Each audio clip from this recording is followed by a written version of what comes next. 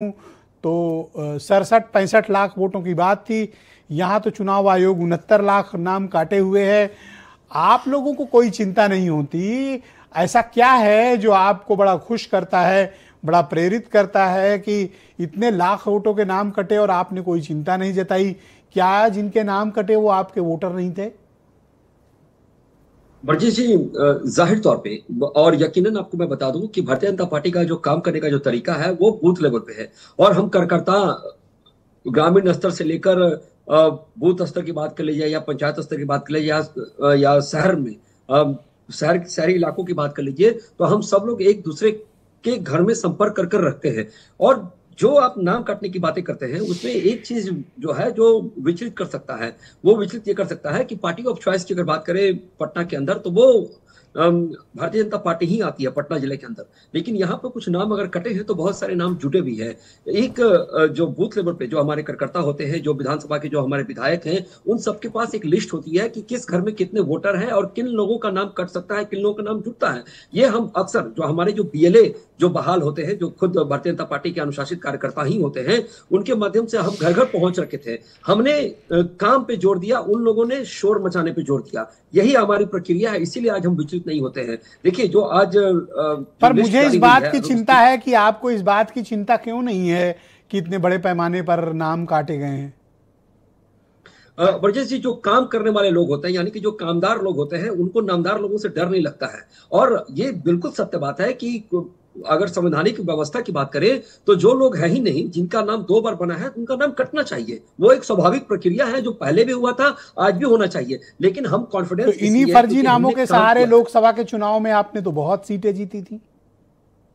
बरजेश जी, बिल्कुल मैं आपकी बात से सहमत हूं, लेकिन कभी भी किसी भी तरीके की अगर जब सफाई की जाती है तो उसका कोई दिन नहीं देखा जाता है। ये जब 1952 में जब पहली बार हुआ था तो उस समय भी हमारे देश का कोई प्रधानमंत्री रहा था। जब उससे लगातार जब चलता रहा था 1952, 62, 65, 67 लगातार इस तरह का दौर आया था और यहाँ तक कि 2003 तक भी हुआ था ये दौर। तो उस समय भी कोई ना कोई तो देश का प्रधानमंत्री ही रहा होगा या फिर कोई इस राज्य का, बिहार राज्य का मुख्यमंत्री भी रहा होगा। स्वीकारते हैं आप कि आपने फर्जी वोटरों का इस्तेमाल किया या इन फर्जी वोटरों से आपको मदद मिली?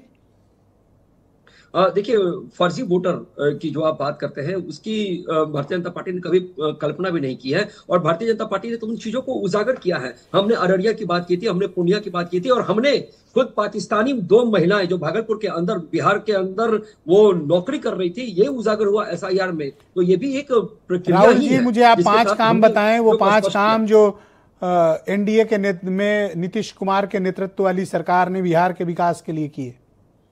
जी मैं बताता हूं, मैं आपको लंबी चौड़ी लिस्ट गिना सकता हूं। मैं सिर्फ 5 जानना चाहता हूं, 5 बड़े काम।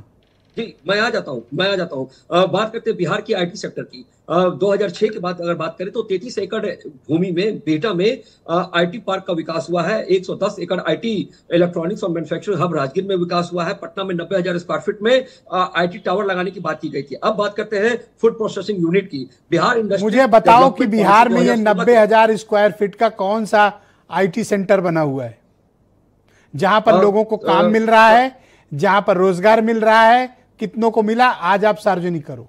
मैं आपको एक चीज बता देता हूं बरजेश जी, कि पटना से सटा बुद्धा कॉलोनी में अगर आप जाएंगे तो टाटा कंसल्टेंसी सर्विस का एक ऑफिस बना हुआ है। वो हमारी एक शुरुआत थी पिछले सरकार की, कि हमने लोगों कंपनियों को निमंत्रण दिया यहाँ आकर निवेश करने के लिए। मैं आपको बता दूं, जूट पार्क, इसके बाद पेट्रोलियम रिफाइनरी। आप पहले बताओ कि वो 90,000 स्क्वायर फीट में कौन सा आपने, कौन सी कंपनियों ने बिहार के बच्चों को रोजगार दिया? मैंने कहा पटना में 90,000 स्क्वायर फीट में आईटी टावर प्रस्तावित की बात नहीं की मैंने आपसे कहा राहुल जी, मुझे 5 काम बताइए जो नीतीश कुमार की सरकार ने किए हों। जी मैं बता रहा हूं, मैं आपको एक पॉइंट करके प्रस्तावित से नहीं चलेगा सर।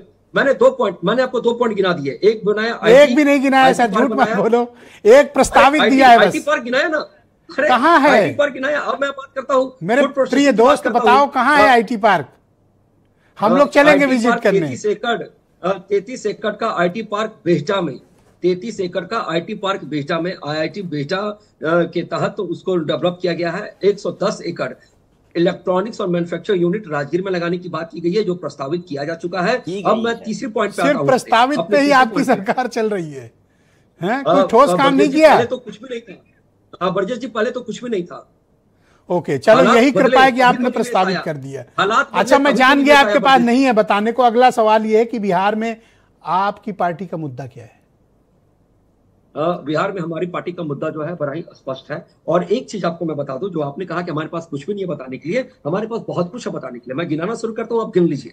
मैं गिनाना शुरू करता हूं, आप गिन लीजिए। मैं शुरू करता हूं खाद्य प्रसंस्करण उद्योग से। ब्रिटानिया इंडस्ट्री लिमिटेड कहां पे है? हाजीपुर वैशाली में स्थापित है। अपना बताओ ना, दूसरों का क्या गिना रहे हो? लिमिटेड मैं गिनाता चल रहा हूं, मैं गिनाता चल रहा हूं। आपने कहा कि मेरे पास कुछ भी नहीं आप है। जितना ज्यादा बोलोगे उतना एक्सपोज होगे। मैं आपसे जानना चाहता हूं कि इन दिनों प्रशांत किशोर नाम के जो शख्स हैं, जन स्वराज पार्टी के चीफ, आपकी पार्टी के नेताओं की इज्जत की वो रोज चिंदी चिंदी करते हैं। आपकी पार्टी न तो सम्राट चौधरी से पूछ पाई और ना आपके अलायंस वाली पार्टी अशोक चौधरी से पूछ पाई कि राज क्या है। ब्रजेश जी, जिस बारे में आप बात कर रहे हैं वो एक 420 का आरोपी व्यक्ति है।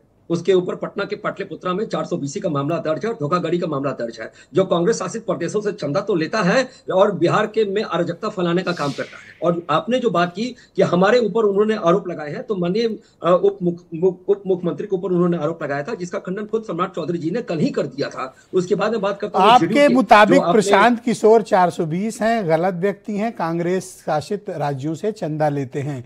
पर आप ये बताना भूल गए कि वो बीजेपी के टॉप कंसल्टेंट रहे हैं और आपकी कई राज्यों में सरकार लाने का उनको श्रेय भी जाता रहा है।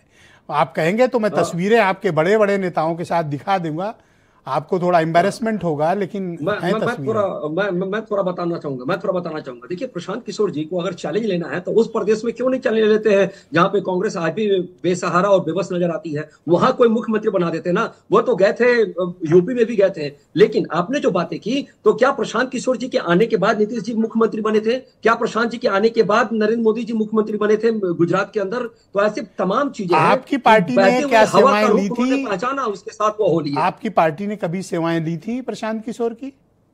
जी, निश्चित रूप से ली थी, लेकिन उनको तो फिर आप ठग की सेवाएं लेते थे?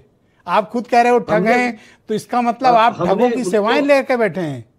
सर, बड़ा गलत काम किया आपने। बताता हूँ जी, मैं बताता हूं बरजेश जी, राजनीति के अंदर जब आपकी महत्वाकांक्षा बढ़ने लगती है तो आप इस तरह का राजनीतिक मैंग कसने लगते हैं। और प्रशांत किशोर जी जो बातें कर रहे हैं, एक ऐसा भी दौर आया था जब प्रशांत किशोर जी अपनी सुपरमैसी चलाते थे। उनको यह लगता था कि जो विभाग है वो विभाग में कोई भी काम हो। जी, मैं आपको मीडिया के मित्रों के माध्यम से बताता हूं, इस समय बिहार में डर का माहौल है। बड़े बड़े नेताओं के टांगे कांप रही हैं कि पता नहीं प्रशांत किशोर से पंगा लिया तो उनका हस्त्र क्या होगा। सर, मैं डॉक्टर अनुज कुमार जी को आमंत्रित